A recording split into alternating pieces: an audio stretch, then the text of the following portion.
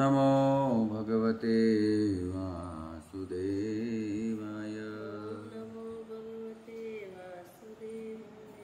नारायणं नमस्कृत्यं नरं चैव नरोत्तमं देवीं सरस्वतीं व्यासं ततो जयमुदीरये। नष्टप्रायेषु अभद्रेषु नित्यं भागवतसेवया। भगवती उत्तमश्लोके भक्तिर्भवति नष्टके। ॐ ज्ञानतिमिरान्धस्य ज्ञानाञ्जनशलाकया चक्षुरुन्मिलितं येन तस्मै श्रीगुरुवे नमः। श्रीचैतन्यमनोभीष्टं स्थापितं येन भूतले स्वयं रूपकदा मह्यं ददाति सुपदान्तिकं।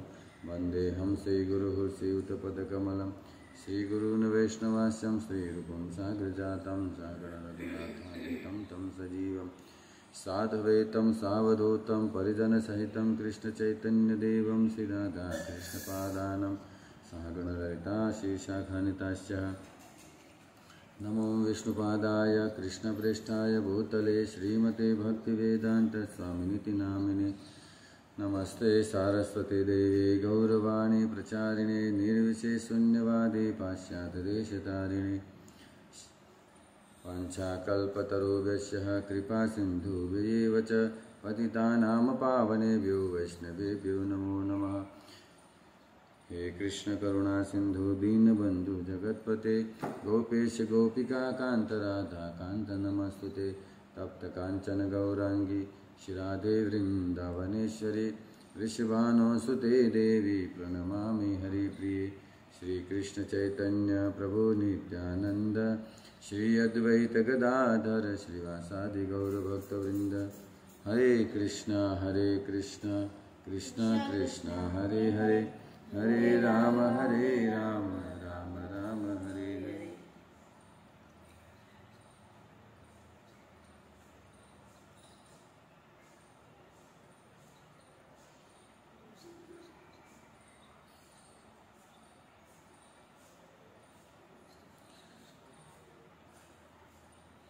हरे कृष्णा।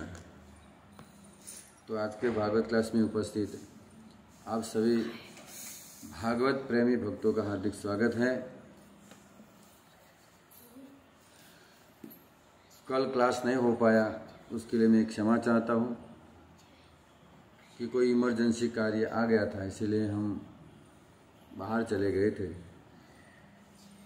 तो आज हम श्रीमद् भागवतम प्रथम स्कंद अध्याय 5 और श्लोक क्रमांक 36 के ऊपर हम चर्चा करेंगे।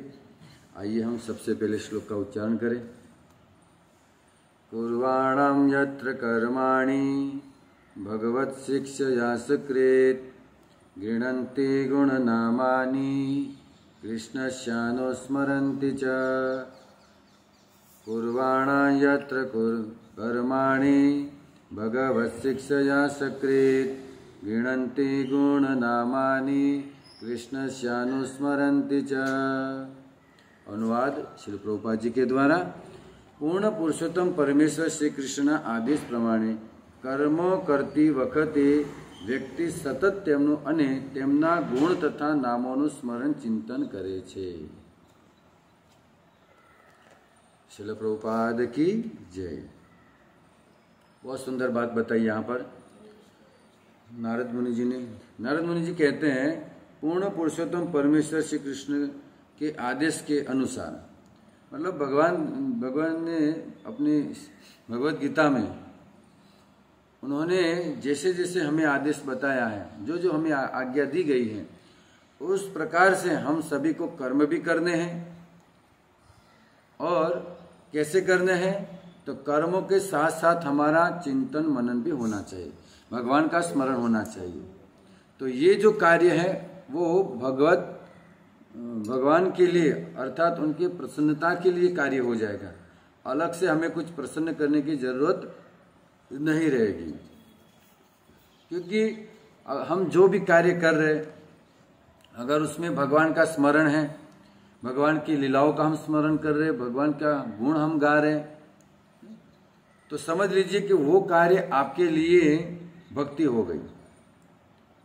और ये सबसे अच्छा तो हम गृहस्थों के लिए है, लाभदायी हम गृहस्थों के लिए, क्योंकि गृहस्थों को कोई अलग से कोई समय नहीं मिलता है। तो हमें ये करना चाहिए, स्मरण करना चाहिए। और दूसरी बात, जितना कार्य जितना काम गृहस्थों को होता है उतना काम न सन्यासी को होता है, उतना काम न ब्रह्मचारी के लिए होता है, न वानप्रस्थी के लिए। ठीक है, सारे कार्य जितने भी हैं वो गृहस्थों के लिए हैं, क्योंकि गृहस्थों के ऊपर जिम्मेवारी बहुत होती है, बहुत जवाबदारी होती है। तो कर्म भी बहुत है गृहस्थों के लिए। और दूसरे जो भी है 3 आश्रम, जो ब्रह्मचारी, गृहस्थ और वानप्रस्थ, सन्यासी और वानप्रस्थ, उनको भजन के अलावा और कोई कार्य नहीं होता है। चलो अगर भिक्षाटन करना है, मधुकरी करनी है, तो 2-5 घर पर जाएंगे, मधुकरी करेंगे, जो भी रोटी वगैरह मिल गया सब्जी उससे पालेंगे और फिर भजन में लग जाएंगे, और कोई कार्य नहीं रहता है। लेकिन हम गृहस्थों के लिए तो कितने सारे कार्य, बताइए। संडे के प्रोग्राम में हम कहते हैं कि आप क्यों पिछले संडे नहीं आए थे, तो कहते कि प्रभु कुछ काम आ गया था, कुछ कार्य आ गया था, यहाँ पर जाना था, संबंधी के पास जाना था, इनके घर जाना था, बेटी के ससुराल जाना था, वहाँ जाना था, नई नई मंगनी हुई है तो वहाँ भी जाना पड़ता है, क्योंकि हम गृहस्थ में रहते तो व्यवहार तो निभाने पड़ेंगे हम सभी भक्तों को, सभी गृहस्थों को। तो इन सारे व्यवहारों को निभाते हुए हमें कुछ समय निकालना है। चलो कुछ समय निकले तो बहुत अच्छी बात है, लेकिन अगर नहीं निकल रहा है, पूरा दिन हमारे कर्मों में ही चला जाता है, अलग से अगर हम समय नहीं निकाल रहे भजन के लिए, तो फिर क्या करें हम। देखो, हम हमारे जो कर्म कर रहे हैं उससे ही हमें मुक्त होना है। ये जो मैंने अगले सत्रों में बताया है, हम जो भी कर्म कर रहे हैं, हम गृहस्थ लोग, उसी कर्मों से हम सभी को मुक्ति पानी है, और उसी कर्मों के द्वारा ही हम सबको मुक्ति मिलेगी। बस करना क्या है, हम जो भी कर्म करें, तो देखो मन तो हमारा फ्री ही रहता है, मन को तो कुछ कार्य होता नहीं है। तो हम गृहस्थ को कर्म करते समय मन को भगवान में लगाना है। जैसे कि आपके संबंधी के घर पर जा रहे हो उनसे मिलने के लिए, तो गाड़ी में बैठे हो या बस में बैठे हो, टिकट ले लिए हैं आपने, सीट भी अच्छे से मिल गई है, आसपास में कोई बकवास करने वाला भी नहीं है। नहीं तो कभी कभी क्या होता है, मार्ग में, रास्ते में, बस में बैठते तो आसपास में इतनी बातें करते कि दिमाग खराब कर देते। लेकिन आपको अच्छी सीट मिल गई है, पास में भी दोनों आसपास में शांत लोग बैठे हैं, फिर क्या करें। अब बस में बैठे हो, गाड़ी में बैठे हो, तो और तो कोई काम नहीं होता है, बस बैठना है। उसी समय आप क्या कीजिए, माला अपने पास रखिए, है कि नहीं। मैं जो जैसे जैसे बताता हूँ वैसे आप कीजिए। भजन के लिए अलग से समय हमको नहीं निकालना पड़ेगा, जो हमारा समय है उसमें हमारा भजन भी हो जाएगा।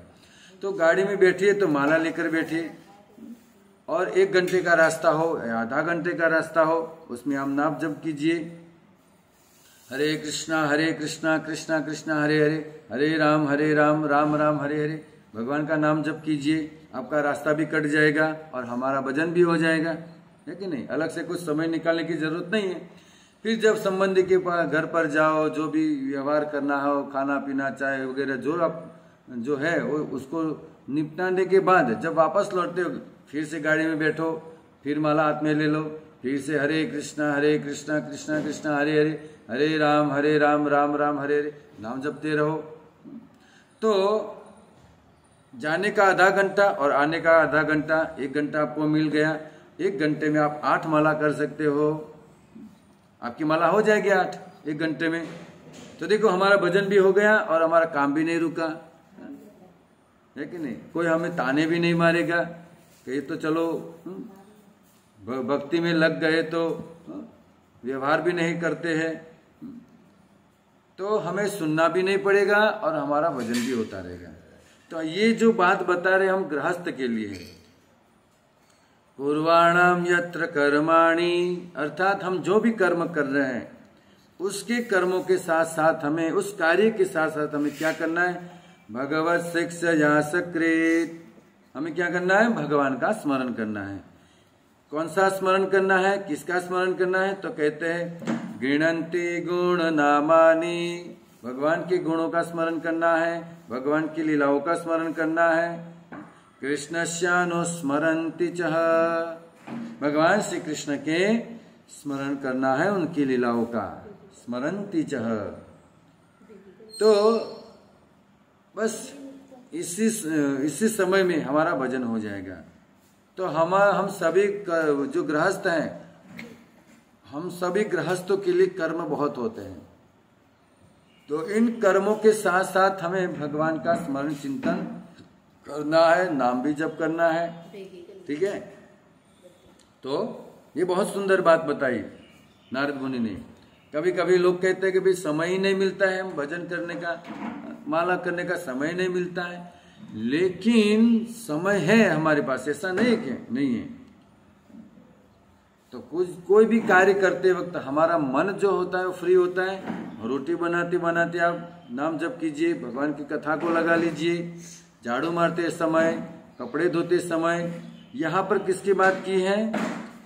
भगवान के नाम का, गुणों का स्मरण करना है। और स्मरण कौन करता है? मन करता है। तो मन हमारा बिल्कुल फ्री रहता है। तो उस मन को लगा लीजिए आप ठाकुर जी के चरणों में। तो बहुत सुंदर बात हम सब गृहस्थों के लिए है, बहुत सुंदर उपदेश दे रहे हैं। और बाकी के जो 3 आश्रम हैं उनको और कोई कार्य नहीं होता है, तो उनका तो स्मरण चिंतन अच्छे से होता ही रहता है, शास्त्रों का अध्ययन भी अच्छे से होता रहता है। लेकिन हम गृहस्थों के लिए शास्त्रों का अध्ययन थोड़ा समय नहीं मिलता है, तो कथा सुनते रहिए आप। कोई भी कार्य करते वक्त आप कथा लगा लीजिए। जैसे कि हम जैसे मंदिर में रहते हैं 3 भक्त, ध्रुव के साथ 4 हो गए। तो मैं जब स्नान के लिए जाता हूँ कथा लगा लेता हूँ। स्नान करो, कपड़े बदलो, कपड़े पहनो, तिलक करो, तो धोती कुर्ता पहनो, तो आधा पौना घंटा हमें मिल जाता है। नहाने से लेकर कपड़े तिलक सबके साथ हमें पौना घंटा मिल जाता है। तो उस पौने घंटे में क्या करना है? हम क्या करते हैं? कथा लगा लेते हैं। तो पौना घंटा हमें मिल जाता है कथा श्रवण का। ठीक है, और सुबह में 2 घंटे भगवान के नाम जप के लिए मिल जाते हैं। तो नाम जप भी हो गया और कथा भी श्रवण हो गया। फिर आपकी जो माता जी है वो प्रसाद बनाती है, तो उस समय कथा लगा लेती है। 1 घंटा उसका कथा में हो जाता है। कौन सा अलग से समय निकालना है हमें भी मंदिर में बहुत सारी सेवाएं होती है। ऐसा नहीं कि मंदिर में है तो सब फ्री बैठे होंगे, नहीं, यहाँ भी बहुत सारी सेवाएं होती हैं। इतनी बड़ी जगह है, उसकी साफ सफाई करना, भगवान का श्रृंगार करने में समय जाता है, भगवान के भोग बनाने में। तो उस समय का हम सदुपयोग करते हैं। बस वो समय आपको भी मिलता है, ऐसा नहीं कि हमको मिलता है, आपको भी वही समय मिल रहा है और आपको भी वही समय में ही भजन करना है। जब जैसे श्रृंगार करते तो आधा घंटा पौना घंटा मिल जाता है, तो उसमें भगवान का कीर्तन लगा लेते हैं, है कि नहीं। रसोई बनाते समय कथा लगा लेते हैं, तो कीर्तन भी हो गया, कथा भी हो गई, और माला करने का 2 घंटा भी मिल जाता है। तो ऐसे हमारा जो शेड्यूल है वो हमें अच्छे से बनाना है कि नहीं। ऐसे फालतू बातों का चिंतन करना, ये सब क्या होगा, हमारा दिमाग भी खराब करेगा और हमारा पूरा दिन ऐसे निकल जाएगा। और उसमें क्या होगा, आप कर्म करते समय भगवान का कथा सुनो, नाम स्मरण करो, लीलाओं का स्मरण करो, तो क्या होगा, आपका मन भी शांत रहेगा, आपका मन उद्विग्न नहीं होगा, शांत रहेगा, बड़ा शांत रहेगा। आप करके देखिए एक बार, ये सब अनुभव की बात है कि नहीं। तो आप सब लोग इस तरह से आप भजन कीजिए। हम भी वैसे ही करते हैं, हम भी गृहस्थ है, हमारी पत्नी है, हमारा भी पुत्र है, सब देखते हैं हम भी, लेकिन साथ साथ में क्या करते हैं, भजन भी करते हैं, जो समय हमें मिलता है।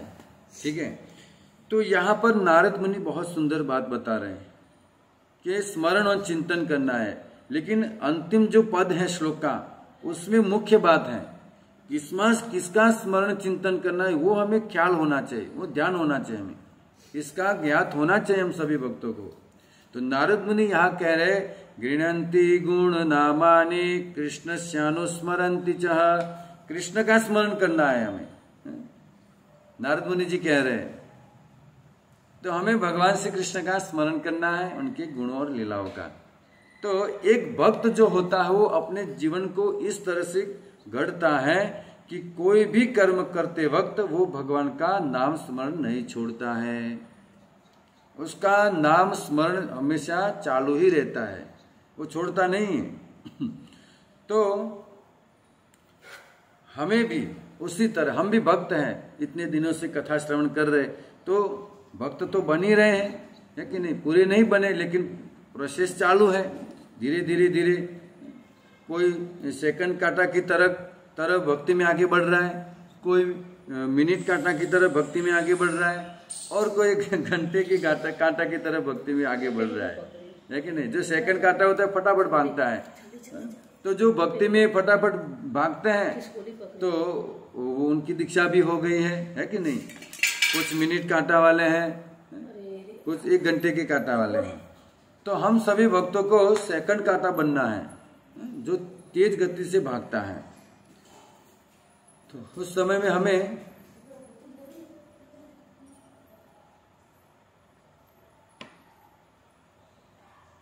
सिर्फ थई नहीं ना,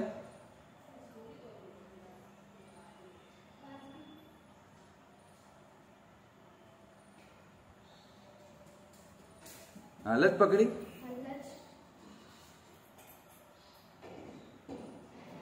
अशोक रमन बोला हरे कृष्णा। क्षमा कीजिएगा, एक बाज आया है जिसने गिलहरी को पकड़ लिया इधर। खिसकोलिन पकड़ी है बाजी। तो छोड़ी એને ઉડાડી દો ત્યાંથી।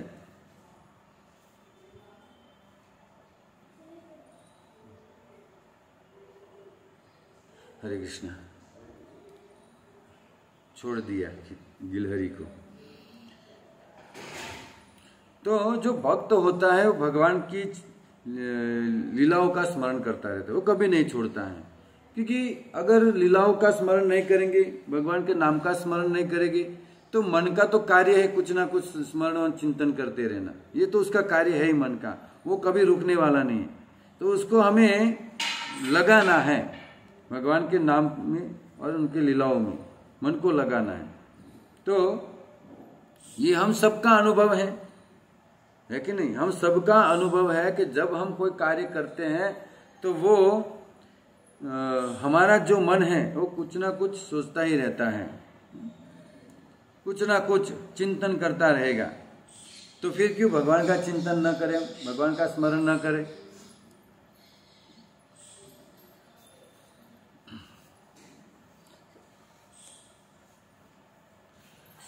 फिर जब हम सो जाते हैं रात्रि के समय, तो हम सबका अनुभव है मन शांत नहीं रहता है, वो स्वप्न दिखता रहता है। शरीर शांत हो गया, बुद्धि शांत हो गई, सब शांत हो गया, लेकिन मन का तो स्मरण चालू ही है, वो स्वप्न देखता है कि नहीं? तो जब देखिए हम स्वप्न देखते हैं तो हमें पूरी तरह से आराम नहीं मिलता है, पूरी तरह से हमें मतलब कहते हैं नींद पूरी नहीं होती है जब स्वप्न देखते हैं। तो मन जब शांत हो जाता है तब जाकर हमें पूरी तरह से आराम मिलता है। तो अगर आपको गहरी नींद आ गई तो समझ लीजिए कि आपका मन थोड़ी देर के लिए शांत हो गया है।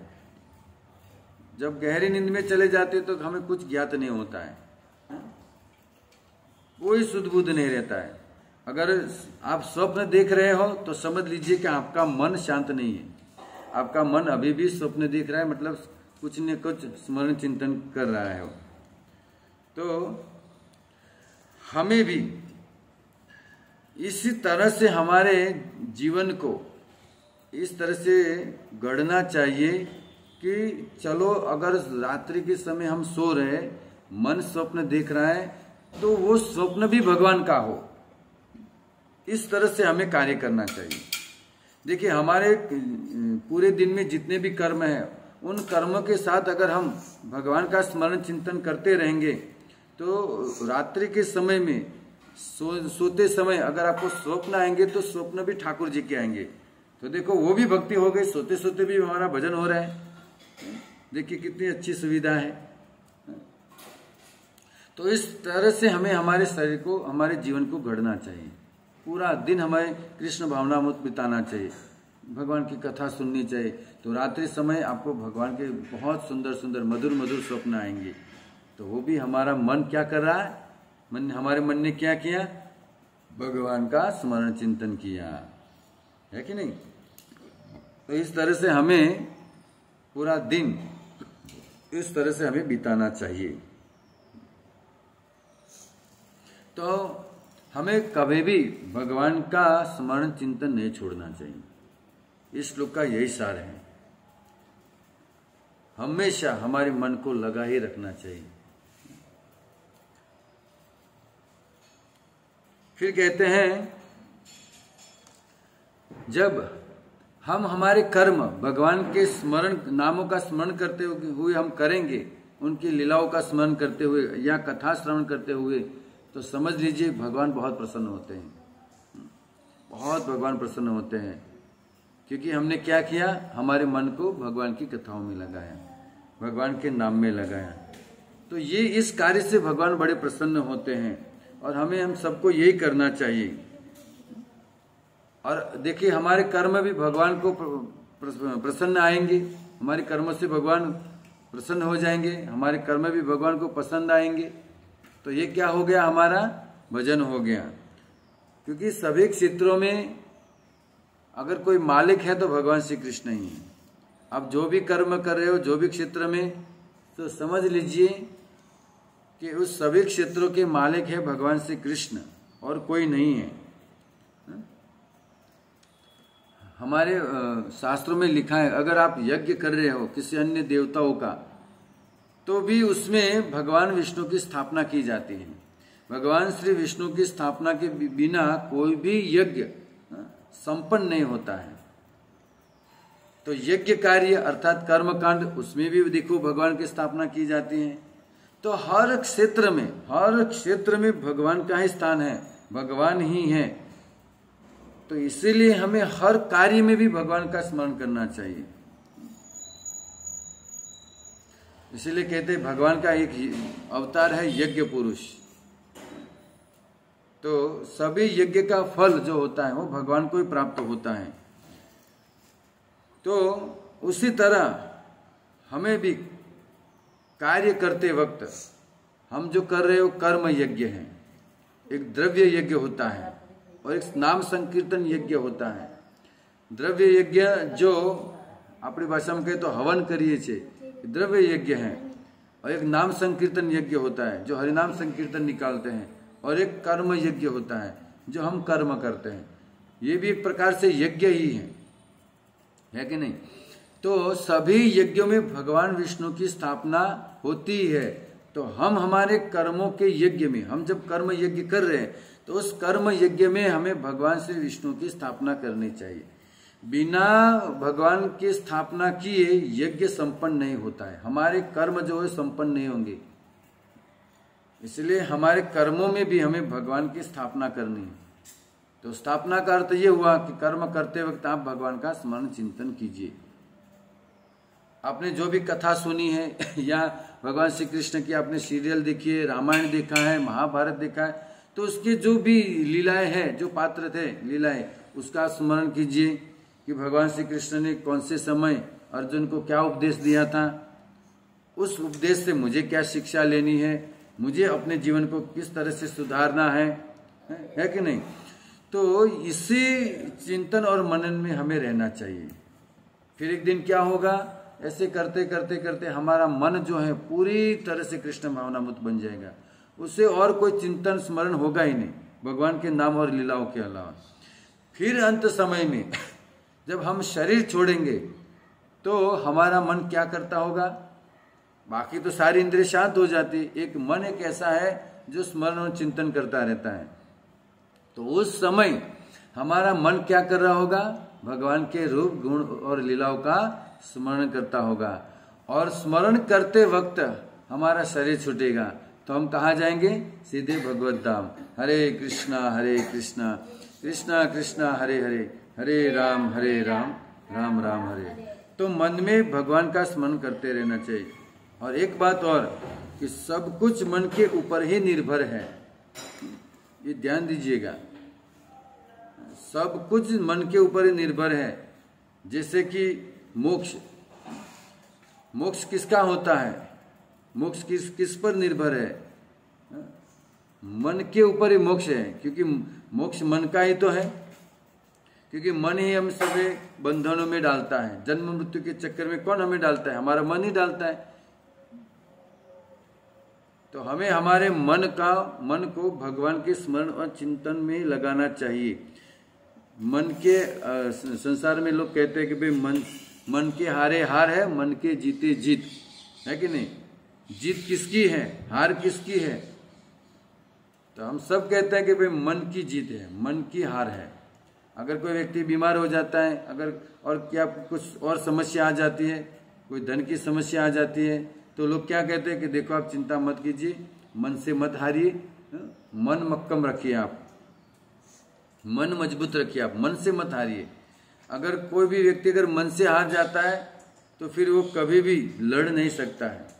जो व्यक्ति मन से हार गया है, बीच में बीमारी आई थी कोरोना की, उसमें कई लोग तो मन से हार गए और उन्होंने शरीर छोड़ दिया। लेकिन ऐसे भी लोग थे जो मन मजबूत रखे थे, मक्कम रखे थे और कोरोना के साथ लड़े थे। तो ऐसे हमारे जीवन में कई ऐसी परिस्थितियां आती हैं, तो हमें मन से हारना नहीं चाहिए, लड़ना चाहिए उन परिस्थितियों के सामने। और उस लड़ने के लिए आपका मन मजबूत होना चाहिए, और किसी भी वस्तु से आप नहीं लड़ सकते हो। मन के द्वारा ही हम लड़ सकते हैं। तो हमारा मन ही है जो अच्छी बातों का चिंतन करता है, बुरी बातों का चिंतन करता है, किसी की निंदा, ये सब क्या कौन करता है? मन ही तो करता है। तो हमें हर वस्तु मन लगा के करना चाहिए। हमारे सारे कार्य में हमें हमारा मन लगाना चाहिए, अच्छे कार्यों में, है कि नहीं? भगवान की सेवा भी मन से करनी चाहिए, कथा भी मन से सुननी चाहिए, कर्म भी मन से करने चाहिए, है कि नहीं? मन से करने का अर्थ है जो भी कर्म कर रहे हो उसमें आपको भगवान का स्मरण करना चाहिए, है कि नहीं? भगवान के दर्शन भी मन से होते हैं। आंखों से मन को चिंतन में लगाना है कि भगवान का चरण, तो भगवान के चरणों की कौन सी लीला हुई है उसका हमें स्मरण करना है। फिर भगवान की नाभि कमल का दर्शन करते हुए हमें भगवान की इस लीलाओं का स्मरण करना चाहिए कि भगवान के इस नाभि से एक कमल प्रकट हुआ था और उस कमल में ब्रह्मा जी का प्रागट्य हुआ था। तो भगवान के मुख कमल का, वक्ष स्थल का जब हम दर्शन करें तो ये सोचना चाहिए कि यहाँ पर भगवान के श्री वक्ष स्थल में लक्ष्मी देवी की श्री रेखा है, भृगु ऋषि के चरण हैं। फिर उस लीला का स्मरण करना चाहिए। फिर हम जब भगवान के मुख कमल का दर्शन करते हैं तो ये वही मुख कमल है जिसको देखकर बड़े बड़े साधु संत, बड़े बड़े सन्यासी लोग भी मोहित हो जाते हैं, गोपियां भी मोहित हो जाती थी। ये वही मुख कमल है। अगर गोपियां मोहित हो जाती थी, साधु संत मोहित हो जाते थे, तो अब मैं क्यों नहीं मोहित हो रहा हूं? मेरा मन भगवान के श्री चरण कमलों में क्यों नहीं लगता है? गोपियां मोहित हो जाती तो मैं वही मुख कमल का दर्शन कर रहा हूं, तो मेरा मन प्रफुल्लित क्यों नहीं हो रहा है? तो ऐसे हमें चिंतन मनन करना चाहिए, भगवान की लीलाओं का स्मरण करना चाहिए, है कि नहीं? भगवान का हाथों का जब हम दर्शन करें श्री हस्त, तो सोचना चाहिए कि ये वही श्री हस्त है। अगर एक बार हमारे मस्तक पर आ गया तो जन्म मृत्यु के चक्कर से मुक्त हो जाएंगे और सीधे भगवत धाम चले जाएंगे। भगवान के हाथों का दर्शन करते वक्त हमें यह सोचना चाहिए कि यही है हाथ, जिस हाथ में बहुत सारी कृपा भरी हुई है, अनंत कृपा भरी हुई। एक बार मेरे मस्तक पर आ जाए तो मेरा उद्धार हो जाए। तो जब हम भगवान के दर्शन करें तो इसी तरह से हमें मन में चिंतन करना चाहिए, क्योंकि मोक्ष मन का ही है, बंधन भी मोक्ष का है। भगवान ने गीता में कहा है कि मन ही हमारा शत्रु है और मन ही हमारा सबसे बड़ा मित्र है। मन से बढ़कर हमारा कोई शत्रु नहीं है, कोई भी नहीं। न सास हमारे शत्रु है, न कोई और, कोई हमारा शत्रु नहीं है। हमारा शत्रु है तो हमारा मन है, और मन से बढ़कर और कोई मित्र नहीं है। अगर हमने मन को भगवान के चरणों में लगा लिया तो समझ लीजिए आपका उद्धार हो गया। तो अब इनसे बढ़कर होकर हमारा मित्र हो सकता है कि नहीं। तो अंत समय में जब हम शरीर छोड़ेंगे उस समय हमारा मन भगवान का स्मरण करता रहे, इस बात का ध्यान रखना चाहिए। जन्म लाभ परा पुंसाम अंते नारायण स्मृति ही, ये भागवत में श्लोक है। जन्म लाभ परा पुंसाम, जन्म का लाभ क्या है तो कहते हैं, मनुष्य जन्म का लाभ क्या है तो कहते हैं अंते नारायण स्मृति। अंत समय में जब हम शरीर छोड़ रहे हैं उस समय हमारा मन भगवान श्री नारायण का स्मरण करता हो। समझ लीजिए आप पूरा लाभ ले लिए जीवन का, आपका उद्धार हो गया। तो जिस कार्य में मन लगाते हैं वही कार्य हमारा सफल होता है, फिर चाहे वो भक्ति हो या कोई अन्य कर्म हो। मन लगा कर करते हैं तो उसमें सफलता मिलती ही मिलती है। ठीक है, इसीलिए हमारे भक्तों ने बहुत सुंदर भजन गाया है। हे मेरु तो डगे पण जेना मन नो डगे पानबा, भांगी रे पड़े रे अब्रह्मांड। मन हमारा मजबूत होना चाहिए, मक्कम होना चाहिए। और मन कैसे मजबूत होगा, कैसे मक्कम होगा तो भगवान के रूप गुण और नाम का स्मरण करते हुए मन मक्कम होगा। और कोई उपाय नहीं है, नहीं है, नहीं है। बाकी सभी में हमारा मन हार जाता है, दुखी हो जाता है मन। अगर अन्य किसी वस्तु में हमने हमारा मन को लगाया तो दुख के अलावा और कुछ नहीं हासिल होगा, कुछ प्राप्त नहीं होगा। तो भगवान के चरणों में आप मन लगाएंगे हम सब तो निश्चित रूप में हम सुखी हो जाएंगे। हरे कृष्णा कृष्णा कृष्णा हरे हरे, हरे राम राम राम हरे हरे। तो आज का जो कथा का सार था सत्र का, वो था मन को भगवान का स्मरण में लगाना, उनकी लीलाओं का, उनके गुणों में। ठीक है, तो बहुत बहुत धन्यवाद आप सभी भक्तों का, अपने बड़ी